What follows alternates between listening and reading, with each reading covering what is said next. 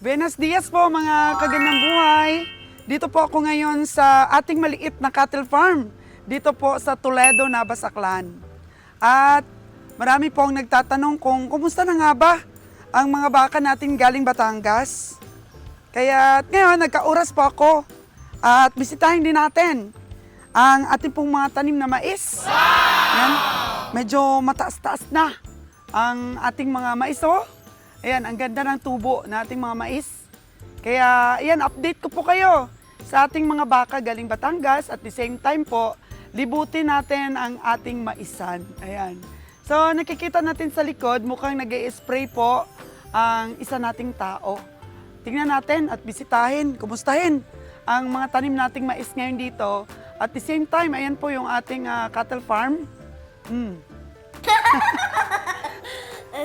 Medyo matagal-tagalin po tayong nakabisita dito. Ayan, mukhang malaki na yung mga baka natin, no? Tingnan natin sila, mga kagandang buhay.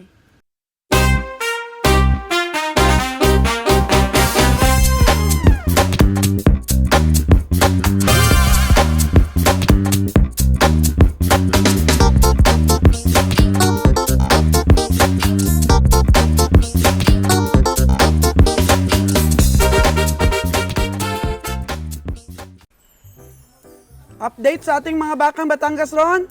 Oo. Ito na yung malaki. Yung lalaki.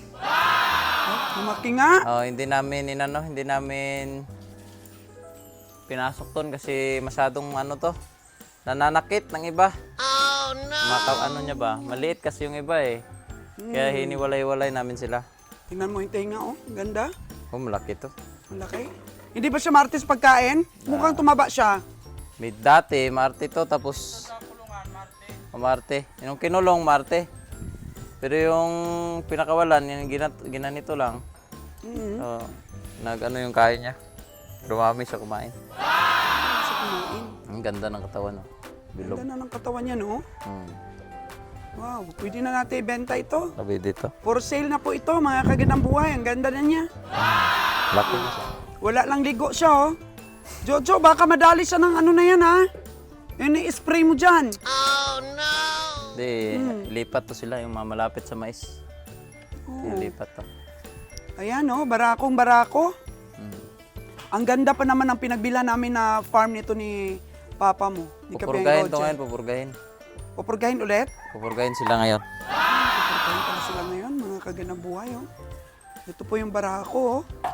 Okay, okay. Tingnan mo po. Indo Brahman, di ba? Indo. Indo Brahman ito. O yan, oh, mayroon pa palang isang malaki dito. Oh, ito pa, may malaki pa dito isa. Wow! Ano yung babae yan? Babae to, pud na. Babae.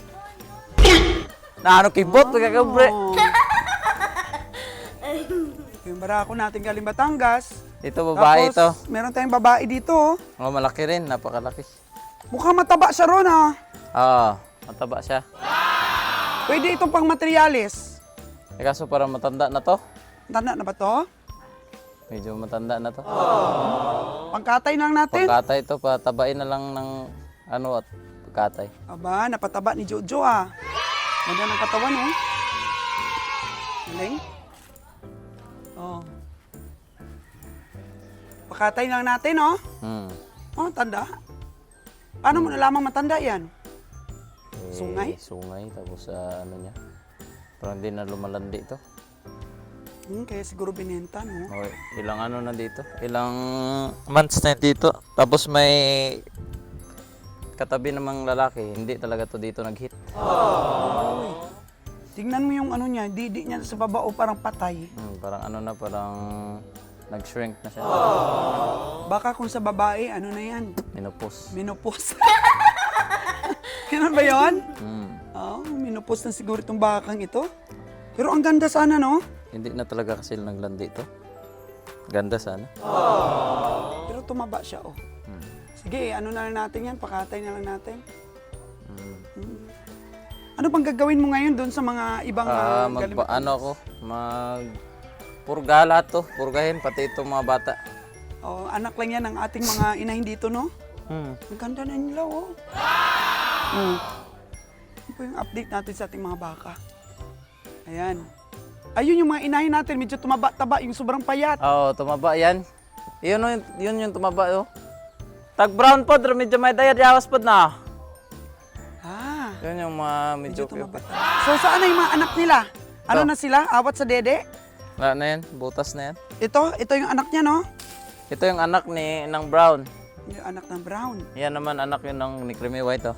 Yung creamy white natin, ito yung anak niya. Puro lalaki, di ba? Oh, lalaki yan, dalawa. Ano yun to? Ipurgahin din. Dami pa nating space na pwedeng taniman, no? Napier. Doon sa dating puguan. Dami pa doon. Oo. So, napier na lang siguro itanim natin lahat Oo. para walang silan. Walang Hirap sila. pa lang, dami palang uod dito. Nagtanim nga doon si Jojo, oh. Pod. Puro buhay. Ay, yun na! Hello, apo! Oh. Buhay. Ako, ang ating Buhay mga na batang buhay. Batangas. Grabe. Ipurga daw ngayon ni Ron. Bagata. Yun po sila, oh. Dos siyang ano, ah. Medyo lumaki-laki na sila.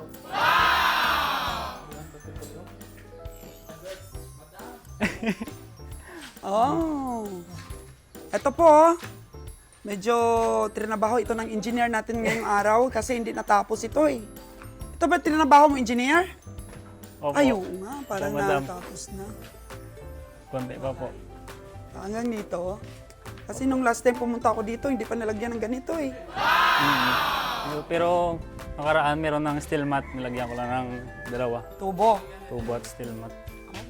Pero hindi pa tapos. Madami pa. Mga 3 araw pa siguro.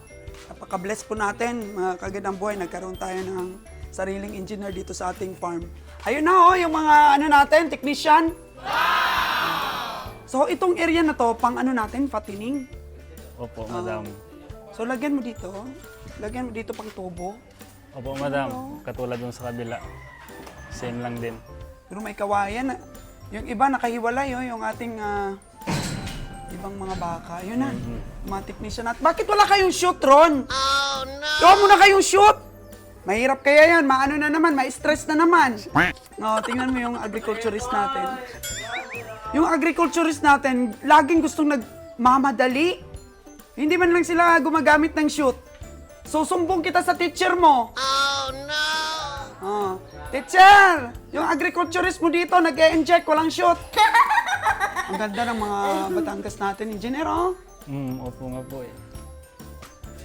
Medyo mataba na ngayon kumpara dati. Taba na, matagal pala bago makarecover, no?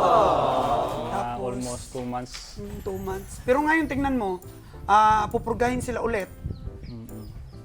Siguro, tataba na yan. Taba na siguro yan. Tsaka marami na rin pagkain ngayon. Tingnan mo sila. Nakaraan kasi ang hirap pumanap ng mga kumpay. Kasi El Nino. Tagulan. Ngayon tagulan. Tagulan na ngayon. So, ang atin namang tanong na ano, oh, Mais. mais. Hindi maganda ang tubo, pero alam mo, nakita ko mataba ang lupa. Mataba. Kinulang lang po sa spray. Wala sa spray. Pabayaan, no? Naka, ano daw? Pero okay lang. Pang ano sa pagkain sa baka.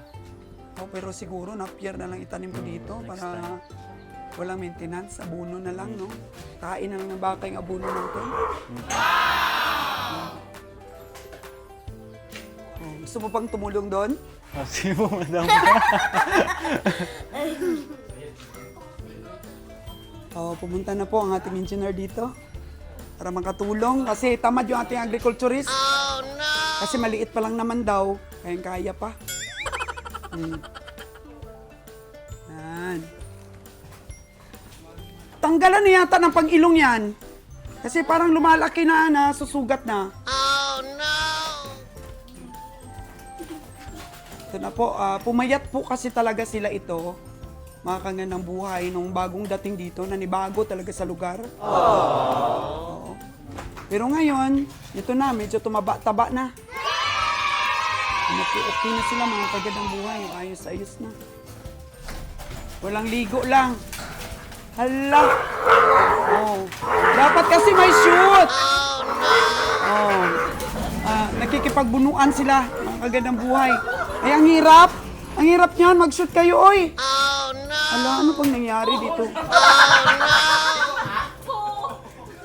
Ala, naninipa pa.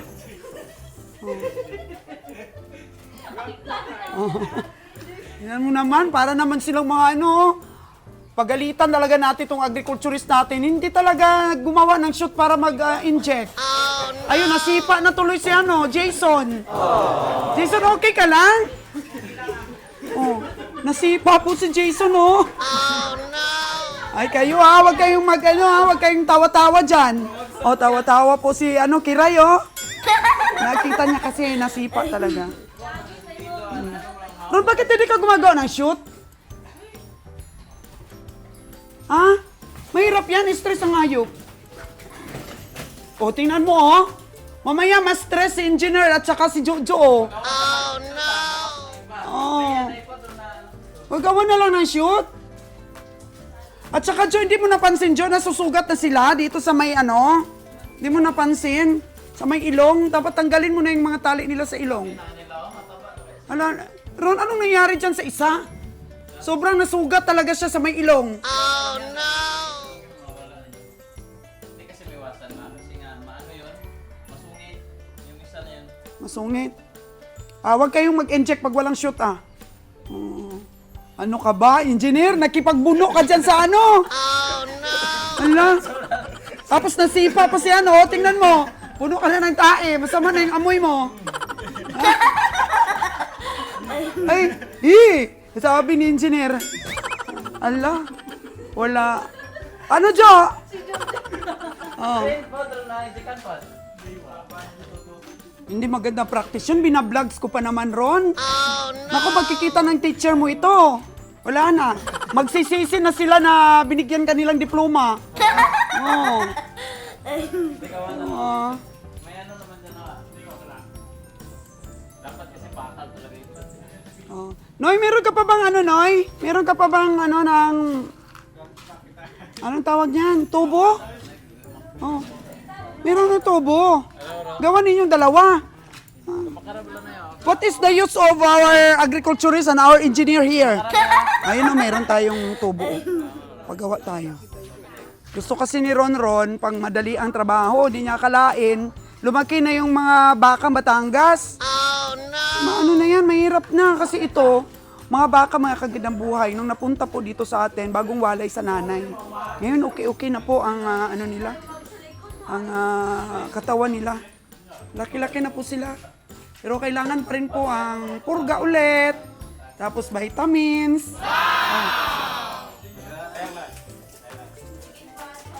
So, ayan po, sinubukan nila na mag-inject na walang shoot. Pero si Jason po sinipa kagad ng baka. Yung engineer naman natin, first time po na naghawak-hawak ng baka, ay hindi uubra. Tsaka si Jojo, yung technician natin, nako, mababalian yata ng buto ito. Oh, no! Actually, hindi naman wild masyado na yung ating mga baka, mga kagandang buhay. Unlike po nung dumating sila dito, wild talaga. Ron, pang ilang bisis na itong purga? Pangatlo. O, pang tatlo na, oh. Ano yung una mong pinurga sa kanila? Albendazole. Pero nung pinurga mo sila ng albendazole, parang ano, parang wala siyang epekto ba? May effect naman. Konti lang? May effect naman talaga. Pero mas maganda yung ano, yung mas mabilis. ivermectin. Mas mabilis lang talaga yung ano. Mas mabilis yung ivermectin. Oo. So, pang tatlo ito, yun, natumba na. Mahirap. So, tinesting nila na walang shoot, di pwede. Talagang kailangan may shoot. Ayun, may shoot sila doon, no? Lagyan na lang ng sako. Ilan na yung na-inject mo ron? 8 na. Pang siyam 8 dapat. na. Ang Last bilis lang din dapat. nila, oh. Ay, hindi. 8 na. Oo. Daywa pa.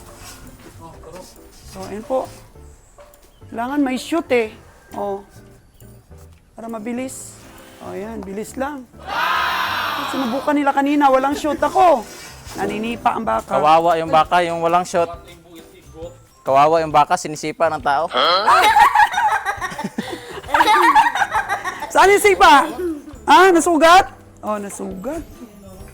nasugat si Jason. Kawawa nga yung baka, sinisipa na tao kung walang shot. Ito okay lang tong dalawa na to kung walang shot, malit. Oh, kayang-kaya, yung maliit ano? Kaya wrestlingin to. Oo. Oh, yan na po sila oh. Mga bakang galing Batangas and do Brahman po, mga kagandang buhay. So, ayan, tapos na pong inject ng ivermectin ni Ron. Ang mga bakang Batangas. So, ito, i-inject natin. 2, 3, 4, 5, 6 pa. Oh, ito yung ating mga, ano ba, Dali mo narap ta. Dali lang ta. maliliit. Oo. So, ayun kanina yung bakang Batangas, mga kagandang buhay, yung puti. Yung pinakamalaki sa kanila. Ayan, tumaba na po oh. So, inject natin yan. Lahat sila.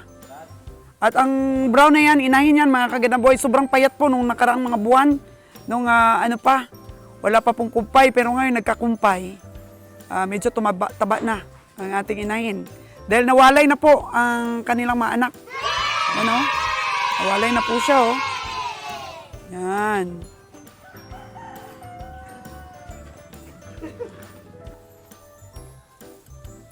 So, ayan na po mga kagandang buhay, ang ating baka.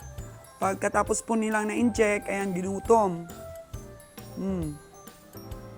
So, ito pong mga damo na to ay galing po doon sa puguan ni Ron na sabi nga natin ay grass cutter natin. So, ngayon po mga kagandang buhay, wala po tayong problema sa mga damo. Pero mas maganda pa rin po na may tanim tayong napier para po di po pa iba-iba yung pagkain ng ating mga baka kung magpapatining po tayo. Kasi dito po sa lugar namin, wala po halos nag-aalaga ng baka. Kaya napakaraming damo po kung tag-ulan. Wala pong problema, pero mas maganda pa rin po at makakatipid kami ng oras kung may sarili po talaga kaming tanim na napier. So, mais po dito, ayan, siguro kung na-spray lang po yan ng maaga, talagang hindi rin po kinain ng mga uod po, mga kagandang buhay. Nakita natin na mataba po talaga ang tubo ng ating mga corn. Pero, yun, in-sprayhan po nila, pang 2 bisis na po itong na-spray. So, okay naman kahit na pagdating po ng tag-init, makagawa na po tayo ng silage para po sa ating mga baka. May ano na po tayo, may may imbak na pagkain para po sa ating summertime. Yan. So ito po, magaganda na po ang ating mga baka, mga kaganda buhay. Yan. Magaganda na po yan sila.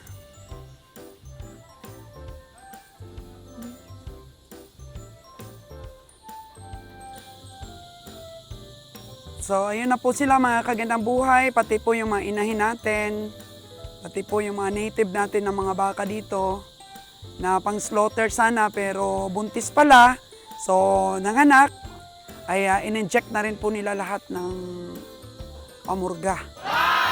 So, ayan po, maganda rin ang tubo nitong isang baka dito. Tsaka yan, tumaba na mga kagandang buhay. Mga mais natin. Yan po yung mga manok natin. Nagkakalkal po ng tae ng baka. Tumaba-taba na rin po yung mga inahin natin dito. Yung brown, tsaka po ito. So kung medyo makabawi po talaga ng katawan dahil ito, walay na ang anak nitong isa. Walay na, tsaka ito pong brown. Ito naman po yung anak niya oh. So, pag tumaba po ang ating mainahin, papakatay na po natin mga kagandang buhay para makaruling po ang pera. Para po mapalitan ulit ng baka bibilhin for slaughter po mga kagandang buhay. So, meron po isang dumalaga dito. Ang sabi naman po ng ating agriculturist ay matanda na. So, hindi po siya nag-hit talaga mga kagandang buhay. Kaya binta na rin po natin ito. Ayun po, meron po tayong red sandy doon. Ang laki na niya. Hindi lang po na lipasan ng ilang buwan po, lumaki na po talaga. Okay?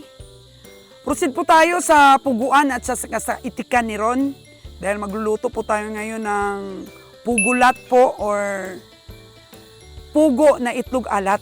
Magluluto po tayo mga kagandang buhay kasi maraming itlog si Ron na binabad. Ayan, so iwanan na natin yung ating mga bakang Batangas. Iwanan na natin sila mga kagandang buhay at hopefully po mas lalong gumanda yung katawan nila dahil naka 2 buwan na sila dito sa atin. O yan po yung double ear. O napakaganda po ng Endo Brahma na yan, mga kagandang buhay. Si double ear po yan. Parang may pagka-gold po yung kanyang itsura. Ayan, napaka-bless po kung sino makabili niyan. Kasi di na namin uulitin, mga kagandang buhay, na bibili kami ng mga wild na mga baka from farmers. Doon po sa Luzon kasi napakahirap. So, ang negosyo po talaga, mga kagandang buhay, through experience po, ay natututo po tayo kung ano ang gawin natin sa susunod. Na-adjust na po natin yung mga diskarte. So, yan po yung baka natin, yung may violet, Yan, ang liit lang yan dati.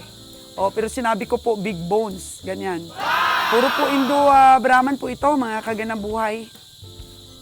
Okay na sila. Kasi medyo na-adapt na nila yung environment dito. Kasi sobrang stress talaga sila nung dumating dito. Tapos, hindi pa pala sila kahit nakaisang purga kasi bagong walay lang sa nanay.